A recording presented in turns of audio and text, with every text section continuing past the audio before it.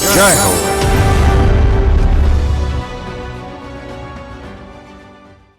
ఆధునిక ప్రపంచ అమానుష క్రీడ బాలికల అదృశ్యం. ఇది మహామాయగాళ్ల అక్రమ వ్యవహారం, మానవ మృగాల దుర్మార్గం, అమ్మాయిలను లైంగిక దోపిడీకి బలి తీసుకునే పైశాచికం, బాలికలను బానిసలుగా మార్చే నేర సామ్రాజ్యంపై ప్రాణాలకు తెగించి పోరాడుతున్నారు అసోంలో మానవ హక్కుల కార్యకర్త పల్లవి ఘోష్. ఈ నిరంతర దురంతాలు మానవ హక్కులకే ఓటమే అని ఎలుగెత్తి ఘోషిస్తున్నారు. చర విముక్తులకు తన స్వచ్ఛంద సంస్థ సాయంతో సాధికారత కల్పిస్తున్నారు.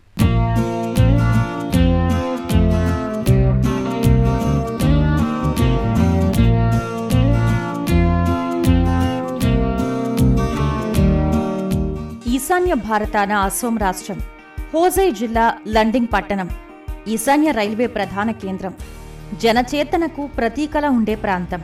అక్కడ పుట్టిన పల్లవి ఘోష్ ఓ సామాజిక కార్యకర్త, మానవ హక్కుల కోసం పోరాడుతున్న ధీర వనిత. తరచూ మాధ్యమాల్లో వచ్చే మనుషుల అక్రమ రవాణా కథనాలు ఆందోళన కలిగించేవి. చిన్నప్పుడు ఓ బాలిక అదృశ్యం సంఘటన తనపై చెరగని ముద్ర వేసింది. ఈ ఘటన ప్రేరణతో జెండర్ స్టడీస్ వైపు మొగ్గు చూపారు. ఆశయాల అలజడికి జవాబుగా పల్లవి ఘోష్ స్వచ్ఛంద సంస్థ నెలకొల్పారు.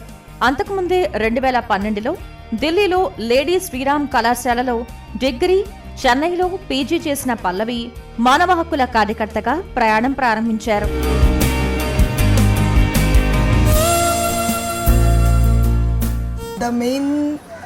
నేను ఈ రంగానికి వచ్చిన ముఖ్య కారణం చిన్నప్పటి ఘటనే.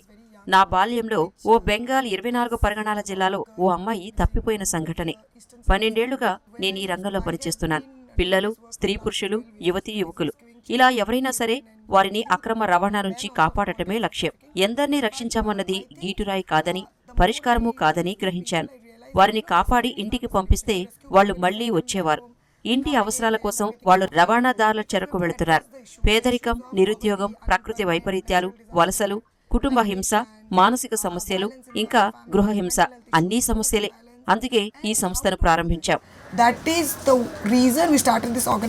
2 దశాబ్దాల క్రితం పశ్చిమ బంగాల్లోని 24 పరగణాల జిల్లాలో ఓ పల్లెలో యువతి అదృశ్యమైంది. గ్రామీణ ప్రాంతాల్లో మనుషులు మాయం కావటమేంటి? ఈ ప్రశ్నే ఆమె అంతరంగాన్ని తొలిచింది. అన్యాయాలను సహించే మనిషి కాదు, అమ్మాయిల రవాణాకు వ్యతిరేకంగా ఉద్యమించాలని నిశ్చయించారు.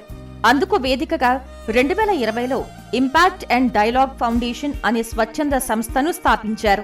అక్రమ రవాణా నిరోధానికి, ప్రాణాలతో బయటపడిన వారికి పునరావాసం, ఉపాధికి బాట వేయటం ఈ సంస్థ లక్ష్యం. పేదరికం వల్ల హర్యానా, పంజాబ్ లాంటి రాష్ట్రాల్లో మానవ అక్రమ రవాణా జరుగుతోందని పల్లవి గ్రహించారు.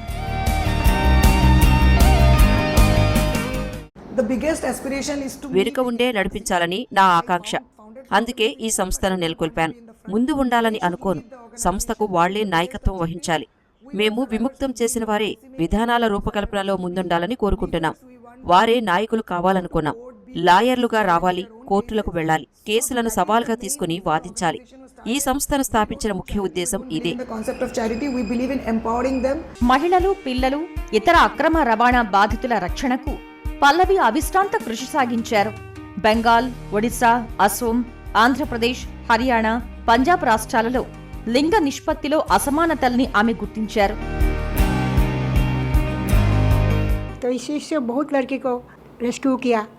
మా అమ్మాయి ఎందరో అమ్మాయిలను రక్షించింది.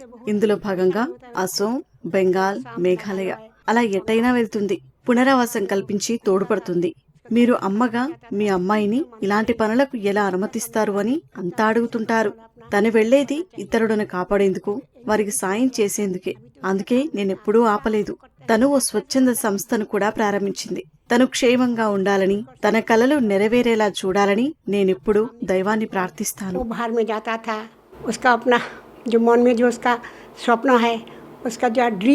అక్రమ రవాణా నిరోధానికి పల్లవి నెలకొల్పిన స్వచ్ఛంద సంస్థ 3 ప్రాజెక్టుల్ని ఏర్పాటు చేసింది. వీటిలో ప్రాజెక్టు సురక్ష అక్రమ రవాణా నిరోధంపై అవగాహన ప్రచారంపై దృష్టి పెట్టింది. ప్రాజెక్టు ఉద్ధర్ వెట్టి చాకిరీ చేస్తున్న బాల కార్మికులకు, లైంగిక దోపిడీ బాధితుల్ని కాపాడటం లక్ష్యంగా నిర్దేశించుకుంది. ఇక ప్రాజెక్టు సహాయ్ పునరావాసం, వృత్తిపరమైన శిక్షణ ఏర్పాటు చేస్తుంది. తగిన సలహాలు సూచనలు అందిస్తుంది. We have 3 projects in our organization. ఈ సంస్థలో 3 పథకాలున్నాయి. అవి వరుసగా సురక్ష, ఉద్ధరణ్, సహాయ్. సాంఘిక దురాచారాల నిర్మూలన మా లక్ష్యం. ముఖ్యోద్దేశం మనుషుల అక్రమ రవాణా నిరోధం, ప్రధానంగా బాలలు. ఇక బాల్య వివాహాలు, టీనేజ్ లో గర్భం, మాదక ద్రవ్యాల వినియోగం, ఇవన్నీ ఒక అంశంతో మరొకటి అనుసంధానమైనవి, పరస్పర ఆధారితమైనవి కూడా. అందువల్ల మేము చట్టాల అమలుకు సాంఘిక సంక్షేమ శాఖ ఇతర సామాజిక సంస్థలతో కలిసి విస్తృతంగా పనిచేస్తాం. It's a collaborated effort and we do work with a lot of survivor leaders. ఆమె బాధితుల్ని రక్షించడానికే పరిమితం కాలేదు. రక్షించిన వారికి పునరావాసం, విముక్తులకు కౌన్సిలింగ్ ఇచ్చి సాధికారత కల్పిస్తున్నారు. అక్రమ రవాణా జరిగే ప్రాంతాలను గుర్తించడం, పల్లెల్లో వీటిపై అవగాహన పెంచే కార్యక్రమాలను చేపట్టారు.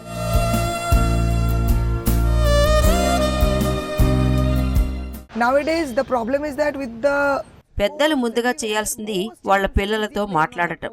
అలా మీ ఇంటిని భద్రంగా ఉంచుకోండి. ఇల్లు భద్రంగా ఉంటే సమాజము సురక్షితం, పాఠశాల సురక్షితం. ఈ క్రమంలో పిల్లలతో స్వేచ్ఛగా మనసు విప్పి మాట్లాడండి. లైంగిక విద్య, పునరుత్పత్తి, నెలసరి తదితర అంశాలపై మాట్లాడండి. పేరెంట్స్ ఇద్దరూ కలిసి సంభాషించండి. పాఠశాల సర్క్యులర్లో ఈ అంశం చేరి ఉందని నిర్ధారించుకోండి. safe, colony safe and as a result village safe. And please in school ensure that this is included in the curriculum. దుష్ట శక్తులు, దుర్మార్గుల దుశ్చర్యలపై పోరాడుతున్న పల్లవికి బెదిరింపులొస్తున్నాయి. చంపుతామనో, దాడి చేస్తామనో హెచ్చరికలొస్తున్నాయి. అయినా ఆమె బెదరలేదు, లక్ష్యం వదిలి పారిపోలేదు. ఇప్పటిదాకా బానిసత్వంలో మగ్గుతున్న 10,000 మంది మహిళలు, బాలల్ని రక్షించారు. ఊబి నుంచి, ఉచ్చు నుంచి ప్రాణాలతో బయటపడిన వారికి కొత్త జీవితం నిర్మించుకునేందుకు తోడ్పడుతున్నారు. I always wanted జన జీవితాల్లో ఏదైనా మార్పు తేగలిగేలా నా జీవితంలో ఏమైనా చెయ్యాలని కోరుకుంటాను. నా చిన్నప్పటి నుంచి చూస్తున్నాను. ఆ మార్పు ఎలా ఉంటుందో తెలియదు, కానీ నేనేమి చేసినా అది కొందరిని ప్రభావితం చేయాలి. అదే నా ఉద్దేశం, నా ఆశయం. meant by my ambition also.